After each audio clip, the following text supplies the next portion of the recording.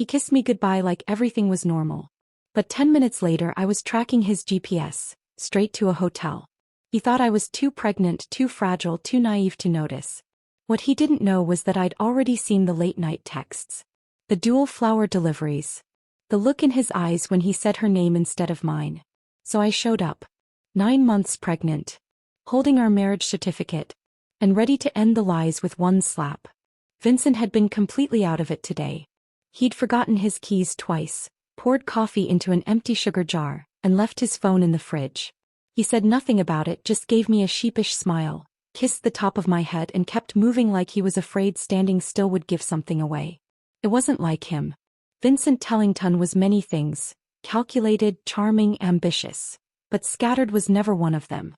He'd always been the steady one. The one who remembered appointment times, due dates, and even the brand of lotion I liked back when we first started dating. But lately he'd become someone else. And I couldn't ignore it anymore. We were sitting at the breakfast table when the silence finally cracked. I was the one who broke it. Did something happen? I asked softly, keeping my voice neutral. Vincent let out a long, slow sigh, like he'd been waiting for this moment and yet still dreaded it. I need to take a business trip to Lynn City, he said, not meeting my eyes. It's just for the day. I'll be back tomorrow. My fingers went still on the spoon I was using to stir my cereal. You're going today? He nodded, then hesitated. But you really shouldn't be left alone right now. Never mind. I'll send someone else. That's how he said it. With such convincing sincerity, like he was reluctantly letting go of a duty he cared about. His gaze finally lifted to meet mine. Clear, open, honest. Too honest. Something about that perfect delivery made the hair on the back of my neck rise. I gave him a small smile. I'll be fine. I'll call my mom to come stay with me. You sure? I'm sure. I watched him carefully. He nodded as though relieved he didn't have to argue. That was the second red flag. Vincent had spent the last few months doting on me like a man possessed. Canceling client dinners. Skipping corporate retreats. Rubbing my feet even when he was dead tired. He once rescheduled a quarterly board meeting because my nose bled unexpectedly. So why no? Why was this trip suddenly non-negotiable? Okay then, he said, standing. Just take care of yourself. I'll be back as soon as I can. I nodded. Safe travels. He looked surprised for a second, maybe even disappointed that I didn't ask more. Then he gave me a kiss on the forehead, grabbed his laptop bag and rushed toward the door. He didn't even wait for my mother to arrive. Something he'd never done once since I crossed my second trimester. That was red flag number 3. When the door shut behind him, I didn't move. I just sat there at the dining table staring at the spot where he'd been. And then I reached for my phone. The GPS tracker was already activated. The smartwatch I'd slipped into the inner pocket of his laptop bag buzzed faintly to life on the screen. A green dot began moving across the city map. Right on schedule. He'd given me that watch during the 4th month of my pregnancy, after I fainted in a department store from anemia. When I came to, he was there holding my hand like a lifeline. The watch had been his way of protecting me. Biometric readings, location tracking, emergency contacts, the whole package. Now it was my shield. I watched the dot move for a while, then leaned back and closed my eyes. I already knew where he was going. But I needed to see it for myself. It had started a year ago, long before Eloise had even been a heartbeat inside me. I remember the exact day. I had been waiting at a cafe that had just opened across from Vincent's firm. A charming place called Aroma and Ash. I'd planned to surprise him for lunch. We'd both been so busy and I missed him, missed who we used to be. I hadn't told him in advance. Figured I'd just call once I was already there. The place had an earthy charm to it. Sage green walls. Brass light fixtures. The scent of cinnamon and espresso. It was late morning and the place was only half full. I was just about to call him when he walked in. Vincent wasn't alone. There was a moment before he spotted me when I noticed how the barista straightened at the sight of him. How she gave a little wave to someone behind the counter. How a woman, elegant, slender, her hair in a loose bun, appeared from the back and smiled the moment she saw him. That was the first time I saw her. Vivian Lancaster. Vincent gave her a slight nod. She smiled and gestured toward something behind the counter. That silent exchange, the way their eyes met, the fluidity of it, it sent a strange little shiver down my spine. I brushed it off at the time. When Vincent saw me, he lit up with surprise. Camille, what are you doing here?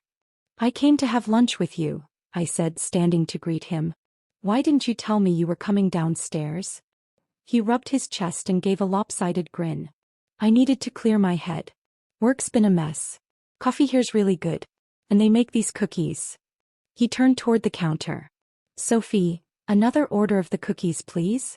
Sophie. That's what he called her. But later I'd come to know her full name, Vivian Lancaster. She approached with a plate of warm cookies and a disarming smile. On the house, she said, placing it on the table. Then she looked at me. You must be Camille. I've heard so much about you.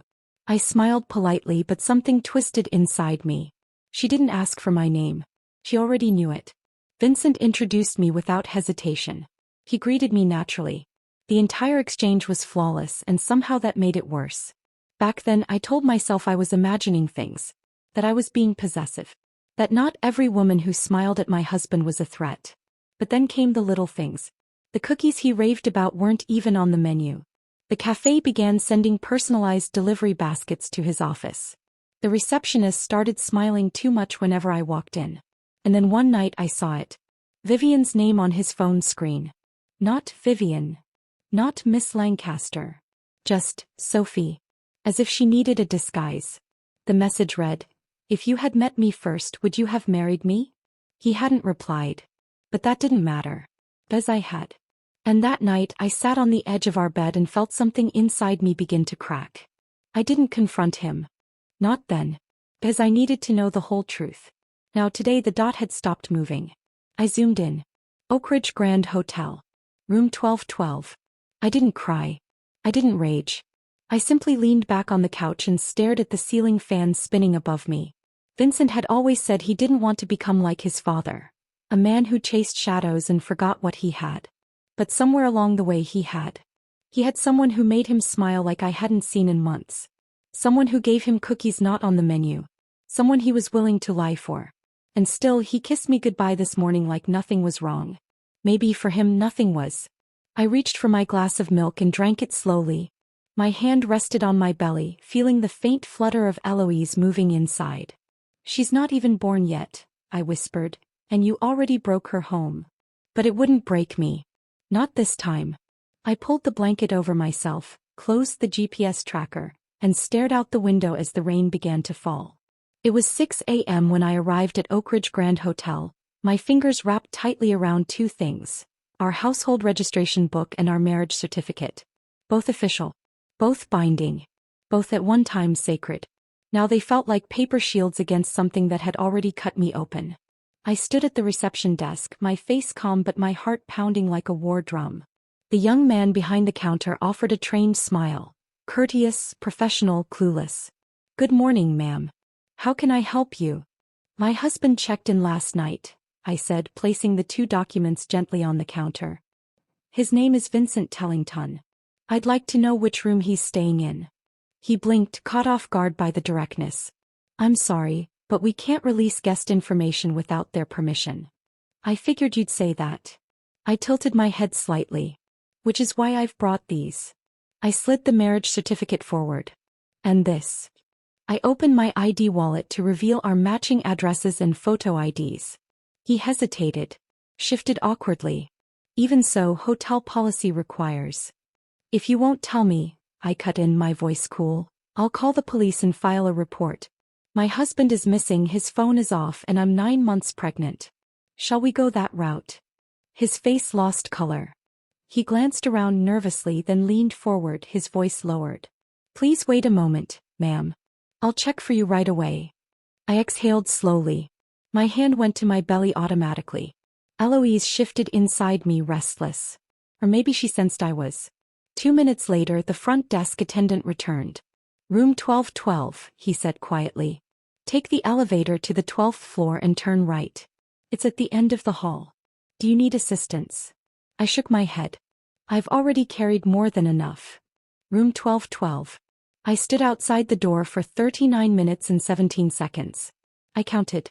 Not because I was waiting for the right moment, but because I didn't know what else to do. I was terrified of what I'd see. And more terrified of what I already knew. The hallway was silent, the kind of silence only hotels have in early morning hours. Sterile, polished, still reeking faintly of someone else's perfume and secrets. Then the door clicked.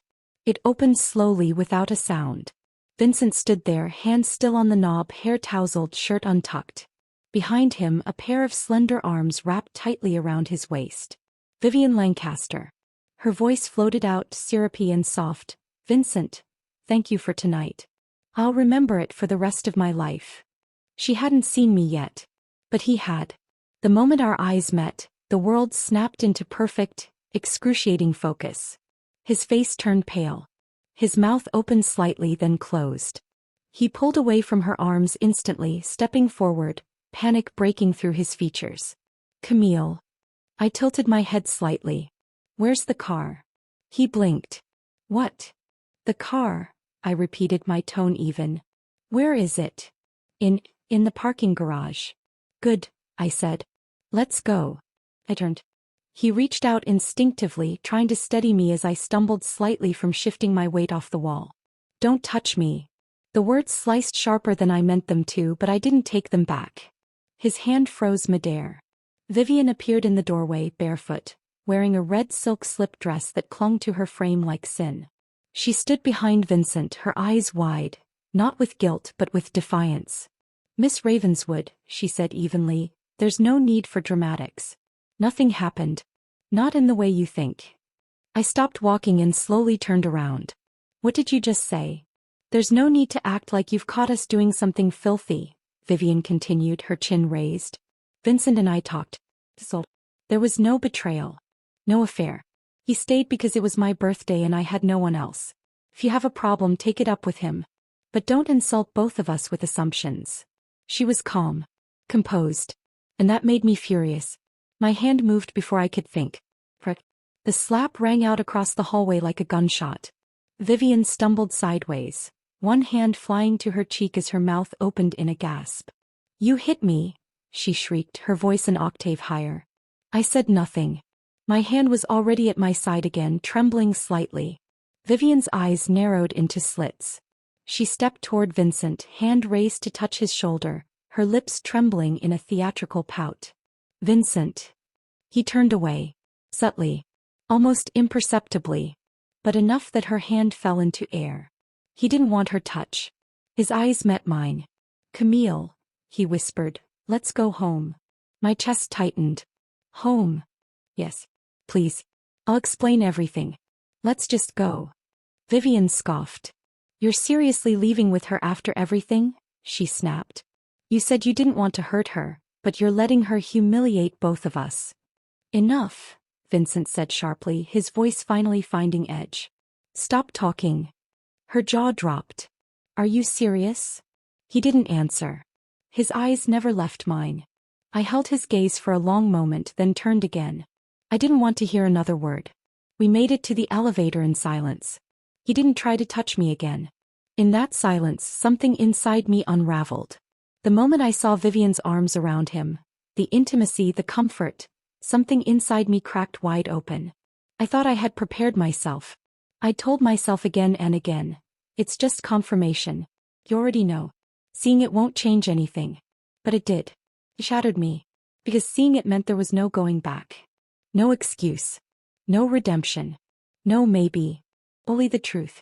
My legs were shaking. My lower back ached.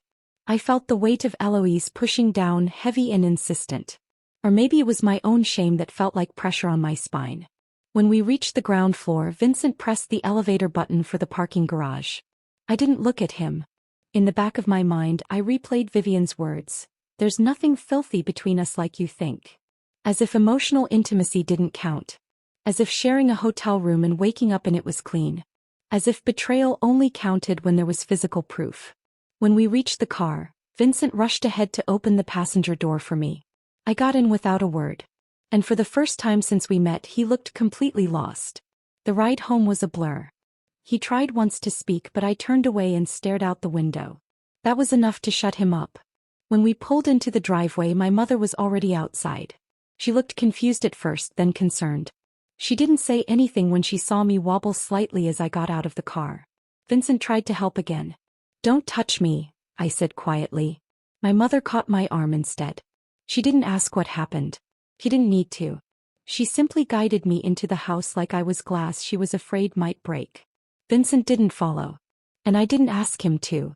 The moment I stepped back into the house, the air felt heavier. Maybe it was the weight of silence, or maybe it was the echo of betrayal still vibrating in my chest. But something inside me collapsed the instant the front door shut. I didn't speak. I didn't look at Vincent. I just walked straight down the hall toward the guest bathroom, the only one with a door that locked properly. My body was trembling. My legs buckled twice on the way there. By the time I reached the door, I was gasping for breath. The moment the lock clicked behind me, the nausea hit. Violent. Sudden. I dropped to my knees, barely managing to lift the toilet lid before I started vomiting. Over and over again. I didn't even know what was coming out of me. I hadn't eaten since last night, just milk and water. But it didn't stop. Tears streamed down my face as bile clawed its way out of my throat. My stomach heaved, cramped, turned inside out. I was dry heaving when the banging on the door began. Camille. Camille. Vincent's voice was muffled through the door, frantic and loud. Open the door. What's going on? I couldn't speak. I clutched the rim of the toilet bowl with both hands, breathing through my mouth, feeling like my insides were tearing apart. Camille, please. Open the door, talk to me, what's wrong? He was pounding now. Camille, I swear, don't scare me like this. Open the door right now. But I couldn't. I pressed my forehead against the cold tile floor. The nausea had stopped, but a sharp pain had replaced it, not just physical. It was everywhere. My chest, my back, my throat, my ribs. I wrapped my arms around my swollen belly protectively. You're okay, I whispered to Eloise even as my voice cracked. You're okay. You're okay. I wasn't. I was falling apart. By the time I finally had the strength to pull myself upright and rinse my mouth, I heard a new voice outside the door. My mother. Camille. Her voice was softer. Steady. Mom. We're here, sweetheart. Open the door. I reached out with trembling fingers and slowly unlocked it. My mother and father were standing in the hallway. Vincent stood off to the side, looking like he'd been punched in the face. His knuckles were red from banging on the door. His eyes were bloodshot. But I didn't look at him. I collapsed into my mother's arms. She held me close, cradling the back of my head like I was 5 years old again, like she was trying to protect me from the monsters under the bed. Except the monster wasn't under the bed. He was standing right there. Let's get her out of here, my father said tightly. His voice was like steel, cold and unflinching. Vincent took a step forward. Please. Mr. Ravenswood. Don't, my father snapped. Don't even try. Vincent froze. His shoulders sagged, but he said nothing more. My father wrapped my coat around me gently, then took the hospital bag I hadn't unpacked yet, as if he knew we weren't coming back. He didn't ask me any questions until we were in the car halfway back to their house. Then quietly he said, "What do you want to do?" I stared out the window for a long time, watching the blur of buildings and bare trees pass by. Then I whispered, "I want a divorce." He didn't respond right away. When he did, it was with quiet finality. Then divorce him. That night, my mother stayed up with me, holding me in bed like she used to when I was a child with a fever. She didn't say a single word about what happened. She didn't ask how or why or when. She just ran her fingers through my hair and hummed a lullaby she used to sing when I had nightmares. I didn't cry when I saw Vivian clinging to Vincent. I didn't cry when I slapped her. I didn't even cry when I told my father I wanted to end my marriage. But I cried in my mother's arms that night. And I cried like I never had before. The next morning, Vincent came to my parents' house. He brought breakfast. Wonton's my favorite. A bag of warm pastries. My usual jasmine tea. He looked like he hadn't slept. His eyes were shadowed, his clothes rumpled, and his face pale. But he still tried to smile when my parents opened the door. "Good morning," he said softly. I brought Camille something to eat." My father didn't shake his hand. My mother didn't even nod. But they stepped aside. Vincent stepped inside cautiously, like he was afraid one wrong move would shatter the walls. He found me in the living room sitting on the couch in silence. I hadn't touched anything since waking up. "Camille," he said, holding out the bowl, "eat a little. Please." I looked at the bowl, then at him. "Sit," I said. My voice was dry. Crack. But it held authority. He sat, still holding the bowl in his lap like a child awaiting punishment. We need to talk. He nodded. Yes. Of course. I gave you a chance, I said quietly. He blinked. I thought about pretending it didn't happen. About ignoring it. About telling myself that nothing happened in that hotel room except sleep and silence.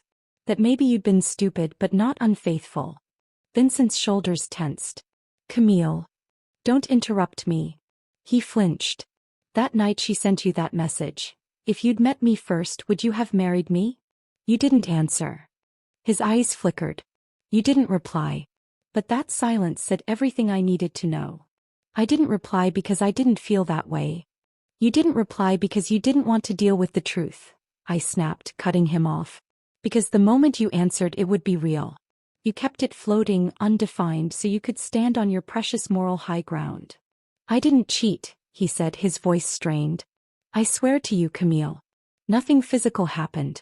It was just conversation. She was a friend. Don't, I said.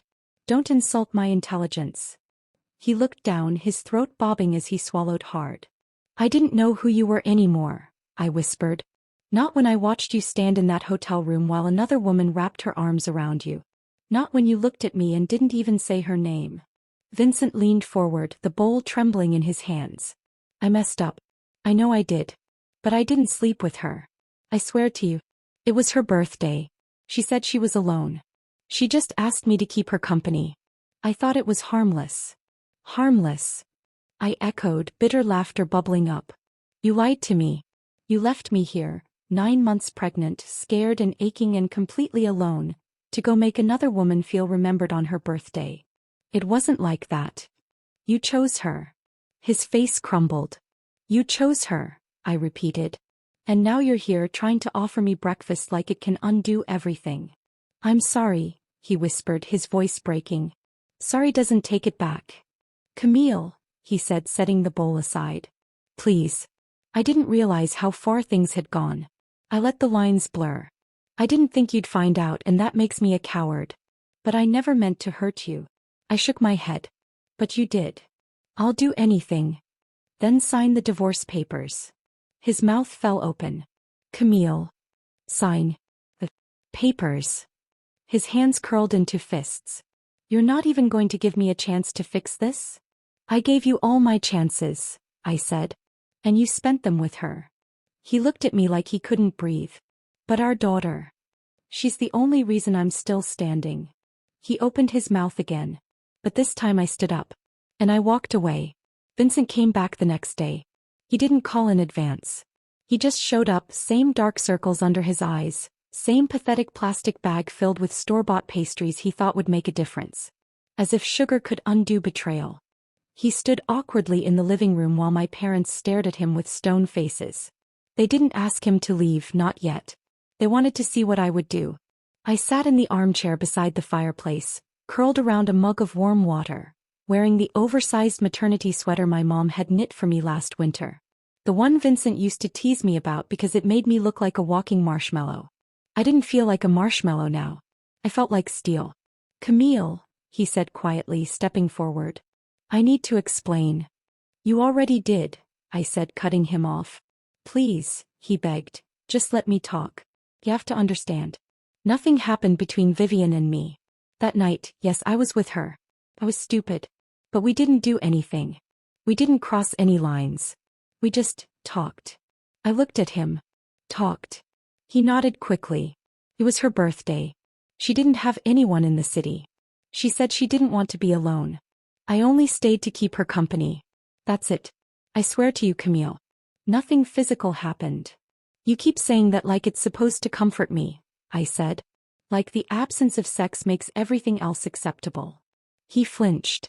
I didn't mean it like that. But that's what you're clinging to, isn't it? That thin technicality. That you didn't sleep with her. He stepped closer. I made a mistake, Camille. I let things get too close. I blurred the lines. But I didn't betray you. You didn't betray me? I echoed, setting the mug down slowly. Then let me walk you through what betrayal looks like, Vincent. His mouth opened. But he said nothing. You missed the 40-week ultrasound appointment, I said. Do you remember that day? He nodded stiffly. You said it was just a routine scan. It was the first time we would have seen Eloise's face. He looked down. I called the clinic and asked if I could reschedule. Do you know what they said? He didn't answer. They said you had canceled my appointment. Not rescheduled it. Canceled. That's not true. Then explain why they had a note saying, "Father unavailable due to client conflict," written under my file? He swallowed. You said you had an important meeting that day. You wore your navy suit. You left before sunrise. I leaned forward slightly. But I know now that you weren't at a meeting. You were hiking. With her. Vincent paled. You brought her snacks. Carried coffee in a thermos for her. You took pictures of the view. And not once did you check your phone to see if I was okay. I didn't know. You didn't want to know, I cut in sharply. Because if you checked you would have seen the messages. The ones I sent asking if you were still coming. The ones I sent sitting outside the ultrasound room waiting alone. He opened his mouth to speak again but I kept going. You sent 2 bouquets every day, I said. 1 to our home. 1 to the cafe. I was just being polite. On Valentine's Day, you sent her 19 roses. He froze.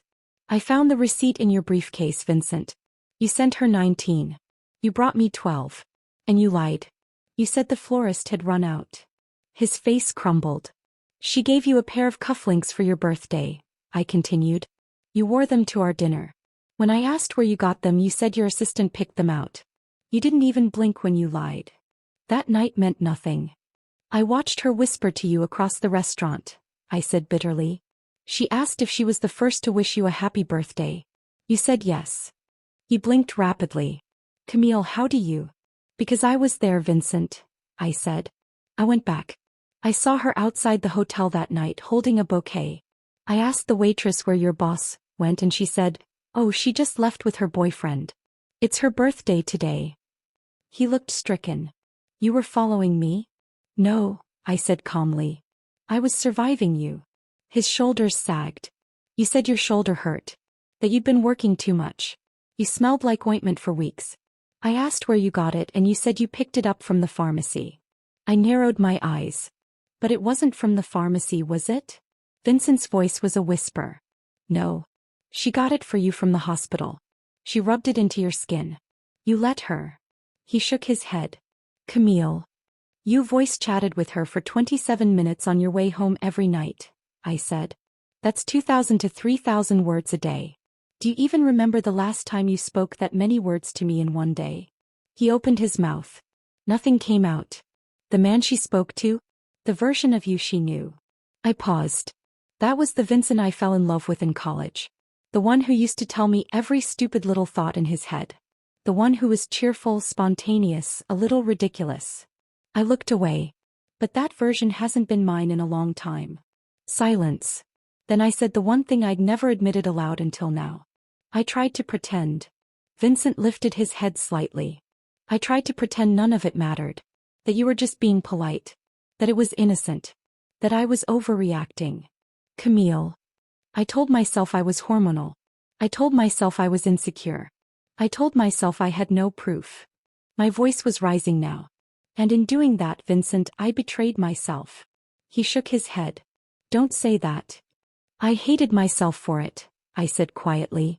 For being so desperate to keep you, I almost lost myself. Camille, please. I want a divorce. The words were calm. Flat. Final. He flinched. You don't mean that.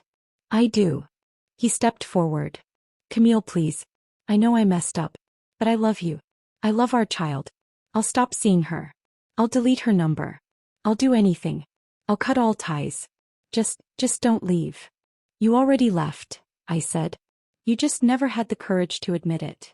I made a mistake, he pleaded. A terrible one. But don't destroy our family over this. You said nothing physical happened would hurt worse than something that did. I didn't touch her. I didn't sleep with her. You might as well have, I replied. He looked like I'd struck him. I told you before, I said. It wasn't about sex. It was about intimacy. You gave her the pieces of you that used to belong to me. You let her into our world. Into your heart. Into your thoughts. His lips parted, but he couldn't argue. And now, I whispered. I don't want them back. He stood there, shoulders slumped, face drained of color. For the first time I felt nothing. No hatred. No rage.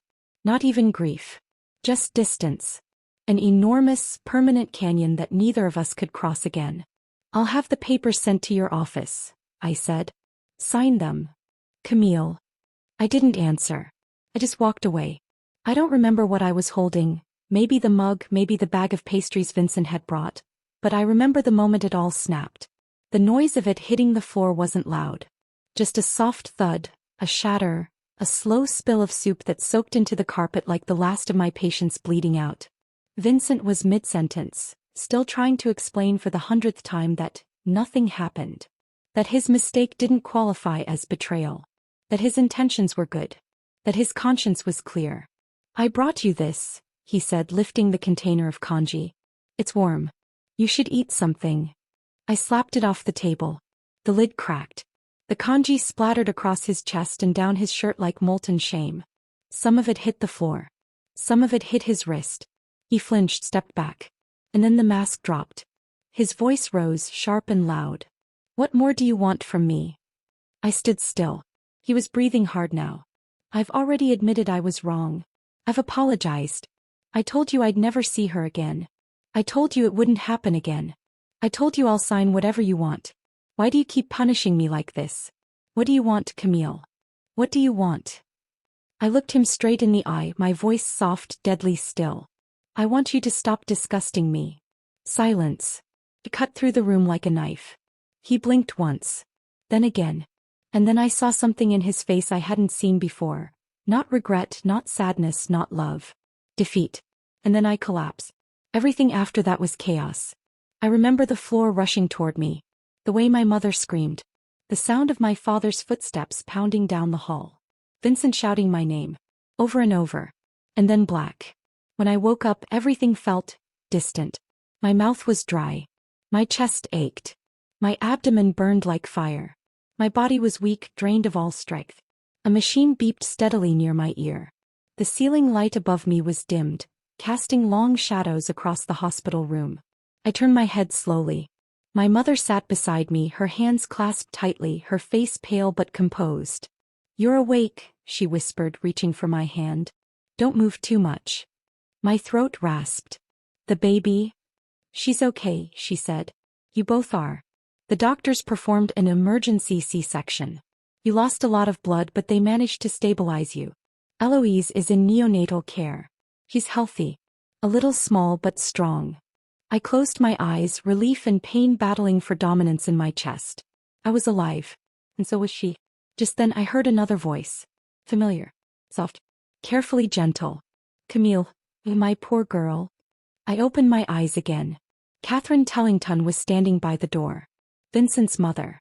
Her designer coat hung on her shoulders like it belonged in a catalog, but her face was swollen from crying. She looked 10 years older than the last time I saw her. She crossed the room quickly and took my hand before I could pull it away. Thank you for everything you've been through, she said, tears springing to her eyes. Why didn't you call me when something so serious happened? I would have flown back sooner. I didn't have the energy to speak. She smiled, then her voice softened to a whisper. Vincent's learned his lesson. He's outside. He hasn't slept. He's been sitting in the stairwell crying his eyes out. I've never seen him like this. She tried to stroke my hair. But before she could say another word, my mother stood. And in a voice as cold as winter steel, she said, Mrs. Tellington, if you really care about my daughter, then please do her the only kindness left. Catherine blinked. Of course, anything. Tell your son to sign the divorce papers, my mother said. Silence. Catherine's hand slowly dropped from mine. She straightened, clearly shaken. We shouldn't interfere too much, she said gently. They're still young. Young couples always have arguments. My mother said nothing. Just stared at her. Catherine continued, desperate. Vincent made a mistake. A terrible one. But in marriage even your teeth bite your tongue sometimes. That doesn't mean you pull them out. And now that the baby's here, she added, voice softening, can't we think of the child at least? I closed my eyes. She kept talking. Rambling. Justifying. Trying to sound kind while making me the unreasonable one. But I heard none of it. Because in that moment I understood something deeply, painfully true. When it came down to it, every mother stood on her own child's side. No matter how sweetly she smiled, no matter how much she once cared for me, she would always choose her son. Even when he was wrong. Especially then. Vincent didn't try to see me. Not directly. But he waited outside my hospital room every day. Sometimes I caught his reflection in the hallway mirror when the door creaked open.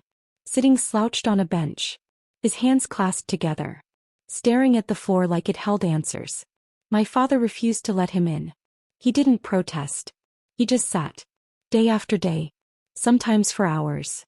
One day he stopped my mother in the hall and quietly asked if he could at least see Eloise. She looked torn. I don't know what changed her mind. Maybe compassion, maybe exhaustion. But she carried Eloise out to him one morning while I was asleep. I pretended not to know. I heard the nurse mention it later in passing. That the baby had been wheeled briefly down the corridor. That someone had seen a man holding her like glass, tears dripping onto her hospital blanket. But I never asked.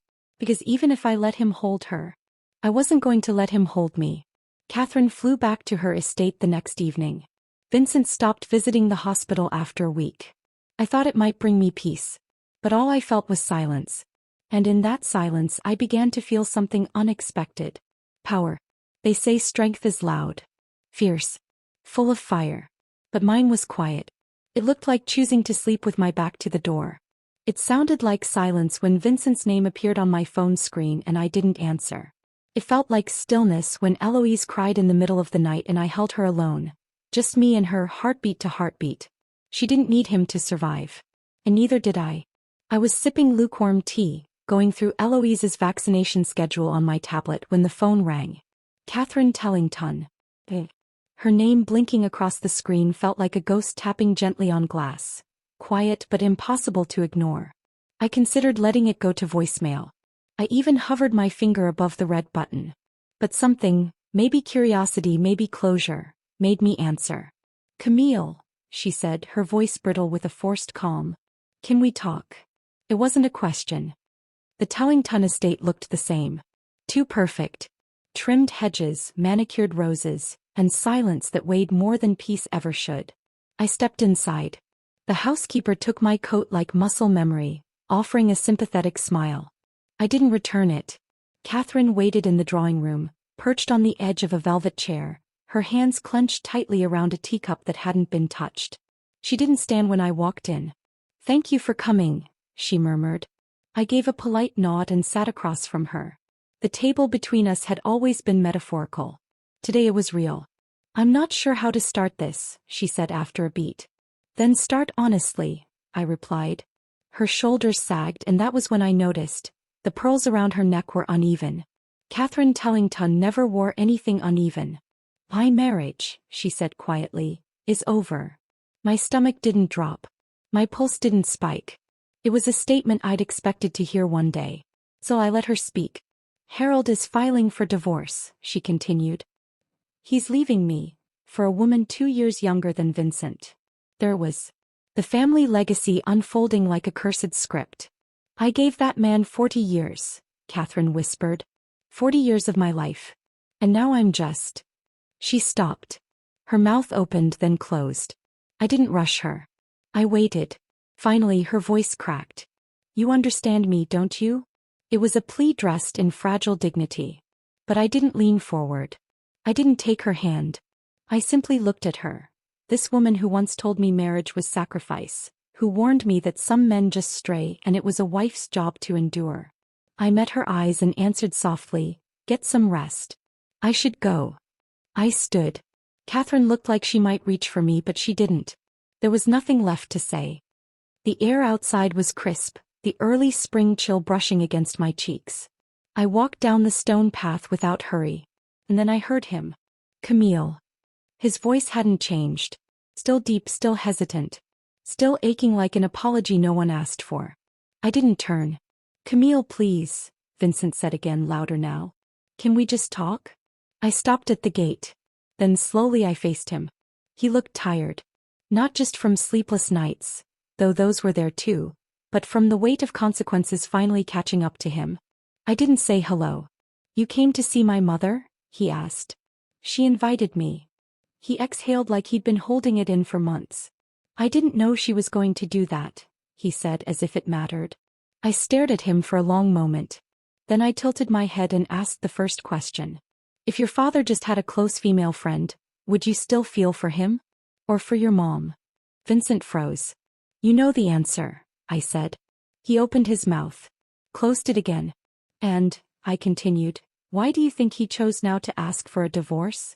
Vincent looked at me then, truly looked. As if seeing someone he once loved but never truly knew. I waited. But he said nothing. His silence was louder than any excuse he could have offered. I gave a small nod, not of understanding but of finality. Then I turned, unlatched the gate and walked away. Back home Eloise was napping. I stood by the window, watching her tiny chest rise and fall with perfect rhythm. For years, I had twisted myself into knots to make sense of Vincent's affection, trying to fit myself into the narrow lanes of his loyalty, mistaking his indifference for absence instead of choice. But today something shifted. Watching Catherine unravel in that cold, gilded room, I saw my future, or rather the one I had narrowly escaped. She had stayed, had endured, and in the end, was discarded like a faded heirloom. And there I was, standing on the other side of the glass, holding clarity like a warm cup of tea. No rage. No gloating. Just peace. A woman he could no longer reach. I had already moved back into my parents' house by the time I filed the papers. Their guest room was small, quiet, and overlooked my mother's garden. Every morning, Eloise would babble at the sparrows outside the window, completely unaware of the storm that had just passed through her mother's life. I thought I'd feel relief the moment the divorce papers were signed. But as I sat across from my lawyer, pen poised in hand, it wasn't relief I felt. It was clarity. This is your formal petition, Ms. Delaney said, sliding the file toward me. Her voice was calm, professional. But just so you're aware, Camille, unless Mr. Tellington cooperates, the divorce can't be granted without a prolonged legal process. I'm aware, I said, signing my name in smooth strokes. But I'm not waiting anymore. He lost the right to delay my peace. She gave me a small, sympathetic nod.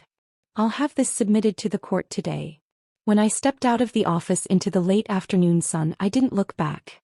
The first few days passed quietly. My mother filled the kitchen with the smell of cinnamon tea and roasted almonds. My father pretended not to glance over the top of his newspaper when I came downstairs in the morning, holding Eloise on my hip. We didn't talk much about what had happened. We didn't need to. Everyone in town had heard the whispers by now. Vivian Lancaster's name was synonymous with disgrace. Vincent's reputation wasn't faring much better. By the fourth day, I heard through an old contact that Vincent had received the summons. By the fifth, word got around that he'd thrown a whiskey tumbler against the wall of his office. Shattered it. Yelled at two junior partners. Locked himself in for hours. By the seventh, board members at Stratus Media were quietly discussing temporary leadership restructuring. Shareholders weren't thrilled that the man managing millions couldn't keep his own marriage from falling apart. Day 16. I was rocking Eloise in the backyard when my phone buzzed with a message from Ms. Delaney. Vincent Tellington has requested a meeting. He says he wants to talk face-to-face one last time. I stared at the message for a long time. Then I typed a reply. Public place. 30 minutes. No promises. We met on a bench in the park near the courthouse. It was the same park where we once discussed baby names. Back then he had brought a thermos of coffee and held my hand through the entire list. I had loved him then. I really had. But now he looked like a man unraveling. The tailored coat he wore didn't mask the slump in his shoulders. His hair looked a bit unkempt, like he hadn't been sleeping well. Good. He was already sitting when I arrived, elbows on his knees, hands clasped tight. I didn't rush toward him. I took my time, savoring every step on the gravel path like it belonged to me and only me. He stood when I reached the bench. Camille. Vincent. I sat. He did too. For a moment neither of us spoke. The rustle of leaves overhead filled the silence. Then he said, I messed up every single thing I did. Yes, you did. I said simply. He exhaled sharply. It wasn't an affair. I never slept with Vivian. Enough, I said, eyebrows raised. Not again. He looked like I had slapped him. I continued, voice unshaken. You made her your confidant. You let her laugh at my expense. You shared things with her you hadn't said to me in years. You defended her before you defended your own wife. Tears welled up in his eyes. You want me to be grateful you didn't take it further? Is that it? I asked. He shook his head. It wasn't supposed to happen. I didn't. No, I interrupted. You don't get to didn't mean to me. I gave you chances. I gave you the truth. You gave me lies and silence. He reached out like he might touch my hand, but I pulled away. When I realized you had feelings for her, I said slowly, that's when I truly hated you. He broke. Tears ran down his face, and for the first time I didn't feel the urge to comfort him. I felt nothing. He was crying on a bench in a public park. And all I could think about was how much better my life had become without him in it. I made a mistake, he whispered. I thought I was just being kind to her, but I think I cared for her. And I was too much of a coward to admit it to myself. No, you knew, I said, steel returning to my voice. You knew, and you hoped I'd never notice. He sniffed. I lost everything. No, I corrected. You gave everything away. All I did was finally stop chasing after the pieces. He leaned back, breathing hard like the weight of it had finally landed. I stood. He looked up at me. Please don't do this, he whispered. I met his gaze. Finalize the divorce. He signed 3 days later. Everything, aside from the company, was handed over without a fight. The house, the cars, the shared investments, even the lake cabin I never liked. I didn't want his empire. I wanted my peace. And I got it. The weeks that followed felt like a long exhaled breath. My parents helped me renovate a small office space in town. I returned to work on my own terms, building a boutique consultancy firm one quiet step at a time. Mia started helping with Eloise more regularly, filling our home with laughter, snacks, and terrible reality shows. I watched my daughter grow soft and chubby and bright. She laughed in her sleep and babbled when birds flew by the window. She made silly faces when I brushed her hair. Every day she reminded me what it meant to love without fear. Vincent's life? It unraveled. Stratus Media lost 2 high-profile clients. Board members began to question his leadership. His name, once respected, was now associated with betrayal, scandal, and emotional negligence. His mother blamed him publicly. His father quietly left for Europe. Vincent Tellington, once the golden boy of corporate law, was now a cautionary tale. One evening, Vivian Lancaster sent an email through my assistant. A formal apology, full of flowery language and false humility. She asked to meet. She said she hoped we could close the chapter with grace. I deleted it. Then a week later she showed up at my office unannounced. She was thinner, paler, and looked like someone who had finally tasted her own poison. She stood in the hallway like a ghost from another life. I just want to say I'm sorry, she murmured. For everything. I studied her face. You want relief, I said. Not forgiveness. She blinked. I'm not here to ease your guilt. And I turned my back. I chose not to think about them anymore. Not Vincent. Not Vivian. Not the girl I used to be when I begged for someone to choose me. One morning, months later, I stood in the kitchen with the sun pouring through the window. Eloise sat in her high chair, Clover curled at her feet, and Mia danced to some ridiculous 80s playlist in the background. I was stirring a pot of oatmeal when I caught my reflection in the glass. No anger. No grief. No cracks. Just a woman at peace. A failed marriage may hurt for a while, but it will never define me for a lifetime. The end.